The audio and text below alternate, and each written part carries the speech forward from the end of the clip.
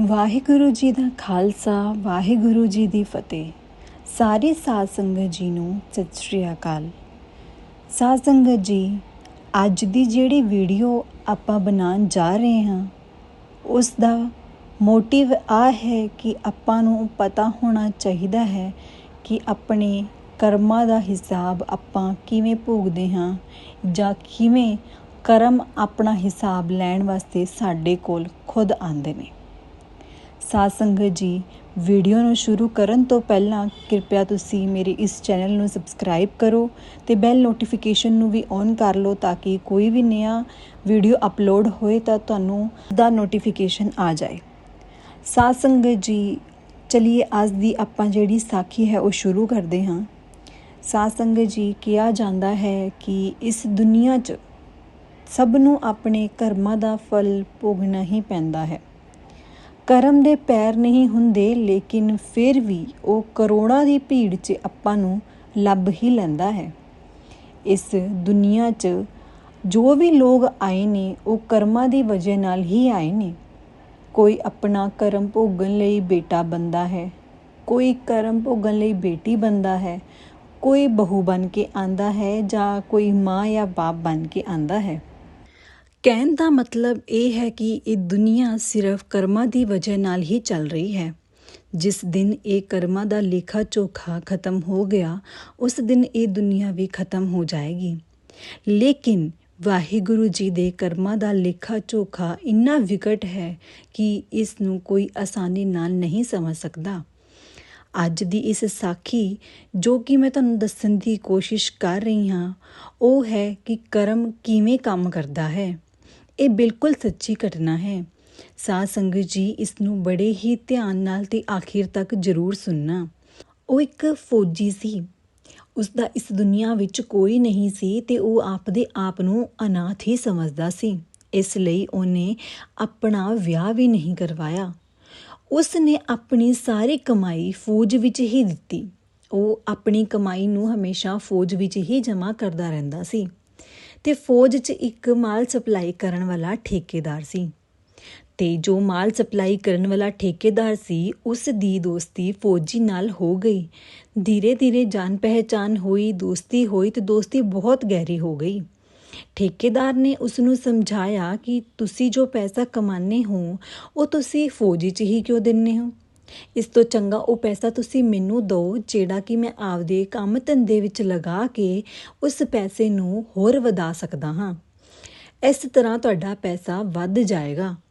ਉਸ ਤੋਂ ਬਾਅਦ ਫੌਜੀ ਨੇ ਆਪਣਾ ਸਾਰਾ ਪੈਸਾ ਠੇਕੇਦਾਰ ਨੂੰ ਦੇਣਾ ਸ਼ੁਰੂ ਕਰ ਦਿੱਤਾ। ਠੇਕੇਦਾਰ ਨੇ ਆਪਣੇ ਕਾਰੋਬਾਰ ਵਿੱਚ ਉਸ ਪੈਸੇ ਨੂੰ ਲਗਾ ਦਿੱਤਾ ਤੇ ਠੇਕੇਦਾਰ ਦਾ ਕੰਮ ਧੀਰੇ ਧੀਰੇ ਬਹੁਤ ਹੀ ਜ਼ਿਆਦਾ ਵਧੀਆ ਹੋਣ ਲੱਗਾ। ਉਸ ਨੂੰ ਭਰਪੂਰ ਕਮਾਈ ਹੋਣ ਲੱਗੀ। ਉਸ ਦਾ ਕੰਮ ਬਹੁਤ ਹੀ ਵਧੀਆ ਚੱਲ ਪਿਆ ਤੇ ਉਸੇ ਸਮੇਂ ਇੱਕ ਜੰਗ ਦਾ ਐਲਾਨ ਆਇਆ ਜਿਸ ਵਿੱਚ ਉਸ ਫੌਜੀ ਨੂੰ ਜਾਣਾ ਪਿਆ। ਜੰਗ ਵਿੱਚ ਜੋ ਫੌਜੀ ਨੂੰ ਘੋੜੀ ਮਿਲੀ ਸੀ ਜਿਸ ਤੇ ਚੜ੍ਹ ਕੇ ਉਹਨੇ ਲੜਨ ਲਈ ਜਾਣਾ ਸੀ, ਉਹ ਘੋੜੀ ਸਿੱਧੇ ਹੀ ਦੁਸ਼ਮਣਾਂ ਦੇ ਖੇਮੇ ਵਿੱਚ ਚਲੀ ਗਈ। ਫੌਜੀ ਨੇ ਬਹੁਤ ਕੋਸ਼ਿਸ਼ ਕੀਤੀ ਘੋੜੀ ਨੂੰ ਰੋਕਣ ਲਈ, ਲੇਕਿਨ ਉਹ ਕਾਮਯਾਬ ਨਹੀਂ ਹੋਇਆ ਔਰ ਦੁਸ਼ਮਣਾਂ ਨੇ ਫੌਜੀ ਨੂੰ ਪਕੜ ਕੇ ਮਾਰ ਦਿੱਤਾ ਤੇ ਨਾਲ ਉਹ ਦੁਸ਼ਮਣਾਂ ਨੇ ਉਸ ਘੋੜੀ ਨੂੰ ਵੀ ਮਾਰ ਦਿੱਤਾ। ਇਸ ਤਰ੍ਹਾਂ ਫੌਜੀ ਤੇ ਘੋੜੀ ਦੋਨੋਂ ਹੀ ਮਰ ਗਏ। ਜਦ ਇਹ ਖਬਰ ਠੇਕੇਦਾਰ ਤੱਕ ਪਹੁੰਚੀ ਕਿ ਫੌਜੀ ਮਰ ਗਿਆ ਹੈ ਤਾਂ ਠੇਕੇਦਾਰ ਉਦਾਸ ਜਾਂ ਨਿਰਾਸ਼ ਹੋਣ ਤੋਂ ਬਜਾਏ ਉਹ ਬਹੁਤ ਖੁਸ਼ ਹੋਇਆ ਕਿ ਫੌਜੀ ਮਰ ਗਿਆ, ਕਿਉਂਕਿ ਉਸ ਨੂੰ ਲੱਗਣ ਲੱਗਾ ਕਿ ਹੁਣ ਮੈਨੂੰ ਕਿਸੇ ਨੂੰ ਵੀ ਪੈਸਾ ਵਾਪਿਸ ਨਹੀਂ ਦੇਣਾ ਪਊਗਾ, ਕਿਉਂਕਿ ਫੌਜੀ ਦਾ ਤਾਂ ਕੋਈ ਵਾਰਿਸ ਹੀ ਨਹੀਂ ਸੀ, ਉਹ ਤਾਂ ਅਨਾਥ ਸੀ। ਇਸ ਲਈ ਸਾਰੇ ਉਸ ਪੈਸੇ 'ਤੇ ਹੁਣ ਉਹਦਾ ਹੀ ਰਾਜ ਸੀ ਤਾਂ ਠੇਕੇਦਾਰ ਨੇ ਉਸ ਦੇ ਸਾਰੇ ਪੈਸੇ 'ਤੇ ਆਪਦਾ ਕਬਜ਼ਾ ਕਰ ਲਿਆ। ਕੁਝ ਸਮੇਂ ਦੇ ਬਾਅਦ ਉਸ ਠੇਕੇਦਾਰ ਨੇ ਫੌਜ 'ਚੋਂ ਕੰਮ ਛੱਡ ਕੇ ਕਿਸੇ ਬਾਹਰ ਵੱਡੇ ਸ਼ਹਿਰ ਵਿੱਚ ਜਾ ਕੇ ਆਪਣੀ ਆਰਾਮਦਾਇਕ ਜ਼ਿੰਦਗੀ ਗੁਜ਼ਾਰਨ ਦਾ ਫੈਸਲਾ ਕੀਤਾ। ਇਸ ਦੇ ਨਾਲ ਉਸਨੇ ਆਪਣਾ ਵਿਆਹ ਵੀ ਕਰਵਾ ਲਿੱਤਾ ਤੇ ਕੁਝ ਸਮੇਂ ਬਾਅਦ ਉਸ ਠੇਕੇਦਾਰ ਨੂੰ ਇੱਕ ਮੁੰਡਾ ਪੈਦਾ ਹੋਇਆ।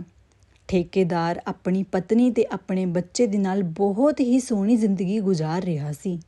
ਤੇ ਨਾਲ ਉਸ ਦਾ ਮੁੰਡਾ ਵੀ ਬਹੁਤ ਵੱਡਾ ਹੋ ਰਿਹਾ ਸੀ ਤੇ ਉਸ ਨੂੰ ਬਹੁਤ ਅੱਛੀ ਪੜ੍ਹਾਈ ਲਿਖਾਈ ਕਰਵਾਈ ਜਾ ਰਹੀ ਸੀ ਤੇ ਉਸ ਦਾ ਮੁੰਡਾ ਬਹੁਤ ਹੀ ਸਮਝਦਾਰ ਸੀ। ਜਿਸ ਤਰ੍ਹਾਂ ਉਹ ਸਮਝਦਾਰ ਸੀ ਤਾਂ ਉਸੇ ਤਰ੍ਹਾਂ ਉਹਨੇ ਆਪਣਾ ਕਾਰੋਬਾਰ ਵੀ ਬਹੁਤ ਹੀ ਵਧੀਆ ਤਰੀਕੇ ਨਾਲ ਸੰਭਾਲ ਲਿਆ ਸੀ। ਠੇਕੇਦਾਰ ਸੋਚਣ ਲੱਗਾ ਕਿ ਹੁਣ ਮੁੰਡਾ ਵੱਡਾ ਹੋ ਗਿਆ ਹੈ, ਇਸ ਦੀ ਸ਼ਾਦੀ ਦੀ ਉਮਰ ਹੋ ਗਈ ਹੈ, ਹੁਣ ਇਸ ਦੀ ਸ਼ਾਦੀ ਕਰਵਾ ਦੇਣੀ ਚਾਹੀਦੀ ਹੈ। ਠੇਕੇਦਾਰ ਨੇ ਇੱਕ ਬਹੁਤ ਹੀ ਸੋਹਣੀ ਕੁੜੀ ਲੱਭੀ ਤੇ ਉਸ ਦਾ ਵਿਆਹ ਕਰਵਾ ਦਿੱਤਾ। ਲੇਕਿਨ ਵਿਆਹ ਦੇ ਕੁਝ ਦਿਨ ਬਾਅਦ ਉਹ ਮੁੰਡਾ ਬਹੁਤ ਬਿਮਾਰ ਹੋ ਗਿਆ। ਠੇਕੇਦਾਰ ਨੇ ਉਸ ਦਾ ਬਹੁਤ ਇਲਾਜ ਕਰਾਇਆ, ਲੇਕਿਨ ਉਹ ਮੁੰਡੇ ਦੇ ਹਾਲਾਤ ਬਿਲਕੁਲ ਵੀ ਠੀਕ ਨਹੀਂ ਹੋਏ। ਉਸ ਦੇ ਹਾਲਤ ਵਿੱਚ ਕੋਈ ਸੁਧਾਰ ਨਹੀਂ ਆਇਆ।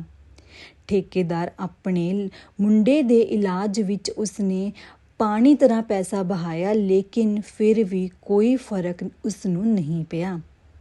ਉਸਨੇ ਵੱਡੇ ਤੋਂ ਵੱਡਾ ਡਾਕਟਰ, ਵੱਡੇ ਤੋਂ ਵੱਡਾ ਹਕੀਮ, ਵੈਦ ਸਭ ਨੂੰ ਦਿਖਾ ਲਿਆ, ਲੇਕਿਨ ਕਿਸੇ ਨੂੰ ਉਸ ਮੁੰਡੇ ਦੀ ਬਿਮਾਰੀ ਹੀ ਨਹੀਂ ਸਮਝ ਆ ਰਹੀ ਸੀ। ਠੇਕੇਦਾਰ ਦੇ ਮੁੰਡੇ ਦੀ ਤਬੀਅਤ ਦਿਨੋਂ ਦਿਨ ਹੋਰ ਹੀ ਜ਼ਿਆਦਾ ਵਿਗੜਦੀ ਗਈ। ਆਖਿਰਕਾਰ ਸਾਰੇ ਡਾਕਟਰਾਂ ਨੇ, ਸਾਰੇ ਵੈਦ ਤੇ ਸਾਰੇ ਹਕੀਮਾਂ ਨੇ ਆਪਦੇ ਹੱਥ ਖੜੇ ਕਰ ਦਿੱਤੇ ਤੇ ਕਿਹਾ ਕਿ ਇਹ ਰੋਗ ਦਾ ਸਾਡੇ ਕੋਲ ਕੋਈ ਇਲਾਜ ਨਹੀਂ ਹੈ ਤੇ ਤੁਹਾਡਾ ਮੁੰਡਾ ਹੁਣ ਕੁਝ ਹੀ ਦਿਨਾਂ ਦਾ ਮਹਿਮਾਨ ਹੈ। ਇੱਕ ਦਿਨ ਠੇਕੇਦਾਰ ਇੱਕ ਆਦਮੀ ਨੂੰ ਮਿਲਿਆ।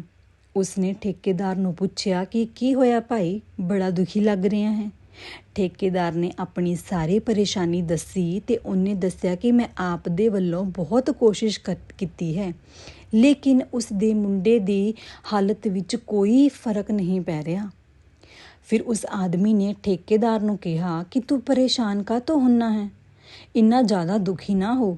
ਆਪਣੇ ਪੜੋਸ ਵਿੱਚ ਹੀ ਇੱਕ ਹਕੀਮ ਜੀ ਹੈ ਜੋ ਇੱਕ ਦਵਾ ਦਿੰਦੇ ਹੈ, ਉਹ ਸਿਰਫ ਰੁਪਈਆ ਜਾਂ 2 ਰੁਪਈਆ ਹੀ ਲੈਂਦੇ ਨੇ ਤੇ ਉਹਨਾਂ ਦੇ ਇਲਾਜ ਨਾਲ ਤਾਂ ਮੁਰਦੇ ਵੀ ਖੜੇ ਹੋ ਜਾਂਦੇ ਨੇ। ਤੇ ਠੇਕੇਦਾਰ ਉਸ ਆਦਮੀ ਦੀ ਗੱਲ ਸੁਣ ਕੇ ਫਟਾਫਟ ਉਸ ਹਕੀਮ ਜੀ ਕੋਲ ਚਲਾ ਗਿਆ। ਹਕੀਮ ਜੀ ਨੇ ਉਸ ਨੂੰ 2 ਰੁਪਏ ਦੀ ਇੱਕ ਪੂੜੀ ਬਣਾ ਕੇ ਦਿੱਤੀ ਤੇ ਕਿਹਾ, ਜਾ ਇਸ ਪੂੜੀ ਨੂੰ ਆਪਦੇ ਮੁੰਡੇ ਨੂੰ ਖਵਾ ਦੇਈਂ। ਠੇਕੇਦਾਰ ਭੱਜਾ ਆਪਦੇ ਮੁੰਡੇ ਕੋਲ ਗਿਆ ਤੇ ਉਸ ਪੂੜੀ ਨੂੰ ਉਹਦੇ ਮੂੰਹ ਵਿੱਚ ਪਾ ਦਿੱਤਾ। ਜਦੋਂ ਉਹ ਪੂੜੀ ਉਸਨੇ ਪਾਈ ਤੇ ਉਹਦੇ ਬਾਅਦ ਦਵਾਈ ਖਾਂਦੇ ਹੀ ਮੁੰਡਾ ਉੱਠ ਖੜਾ ਹੋਇਆ ਤੇ ਉਹ ਬਹੁਤ ਹੀ ਜ਼ੋਰ ਦੀ ਹੱਸਣ ਲੱਗਾ। ਠੇਕੇਦਾਰ ਇਹ ਦੇਖ ਕੇ ਕਾਫੀ ਹੈਰਾਨ ਰਿਹਾ ਕਿ ਇਹ ਕੋਈ ਚਮਤਕਾਰ ਹੋਇਆ ਹੈ। ਫਿਰ ਉਸਨੇ ਉਸ ਮੁੰਡੇ ਨੂੰ ਪੁੱਛਿਆ ਕਿ ਤੂੰ ਇੰਨਾ ਹੱਸੀ ਕਾਹਤੋਂ ਜਾਂਦਾ ਹੈ। ਮੁੰਡੇ ਨੇ ਕਿਹਾ, ਠੇਕੇਦਾਰ ਤੂੰ ਮੈਨੂੰ ਪਹਿਚਾਣਿਆ ਹੀ ਨਹੀਂ, ਮੈਂ ਤਾਂ ਉਹ ਫੌਜੀ ਹਾਂ ਜਿਸ ਨੇ ਆਪਣਾ ਪੈਸਾ ਤੇਰੇ ਕੋਲ ਜਮ੍ਹਾਂ ਕਰਾਇਆ ਸੀ, ਲੇਕਿਨ ਤੂੰ ਤਾਂ ਮੇਰੀ ਮੌਤ ਤੋਂ ਬਾਅਦ ਉਸ ਪੈਸੇ ਤੇ ਆਪਣਾ ਹੀ ਹੱਕ ਜਮਾ ਲਿਆ।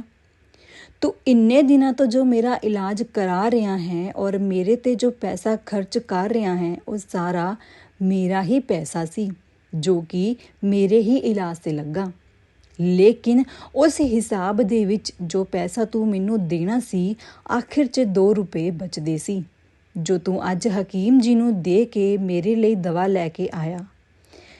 ਤੇ ਅੱਜ ਆਪਣਾ ਇਹ ਹਿਸਾਬ ਦਾ ਲੇਖਾ ਜੋਖਾ ਖਤਮ ਹੋਇਆ ਤੇ ਮੈਂ ਇਸੇ ਲਈ ਇੱਥੇ ਆਇਆ ਸੀ ਤੇ ਹੁਣ ਮੈਂ ਜਾਣ ਲੱਗਾ।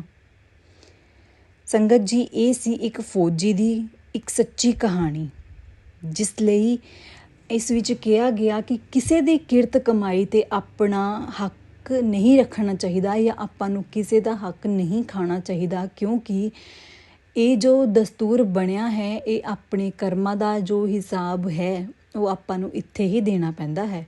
ਸਾਧ ਸੰਗਤ ਜੀ, ਜੇ ਆਪਾਂ ਚੰਗੇ ਕਰਮ ਕਰਾਂਗੇ ਤਾਂ ਆਪਾਂ ਨੂੰ ਚੰਗਾ ਫਲ ਮਿਲੇਗਾ, ਜੇ ਆਪਾਂ ਮਾੜੇ ਕਰਮ ਕਰਾਂਗੇ ਤਾਂ ਜਿਵੇਂ ਇਹ ਠੇਕੇਦਾਰ ਦੀ ਹਾਲਤ ਹੋਈ ਹੈ, ਸੇਮ ਉਸੇ ਤਰ੍ਹਾਂ ਆਪਣੀ ਵੀ ਹਾਲਤ ਹੋਊਗੀ। ਤਾਂ ਸਾਧ ਸੰਗਤ ਜੀ, ਹਮੇਸ਼ਾ ਸਭ ਦੇ ਲਈ ਭਲਾ ਮੰਗੋ, ਸਭ ਦਾ ਭਲਾ ਕਰੋ ਤੇ ਹਮੇਸ਼ਾ ਸਭ ਨੂੰ ਉਸ ਦਾ ਹੱਕ ਦਿਓ। ਵਾਹਿਗੁਰੂ ਜੀ ਦਾ ਖਾਲਸਾ, ਵਾਹਿਗੁਰੂ ਜੀ ਦੀ ਫਤਿਹ।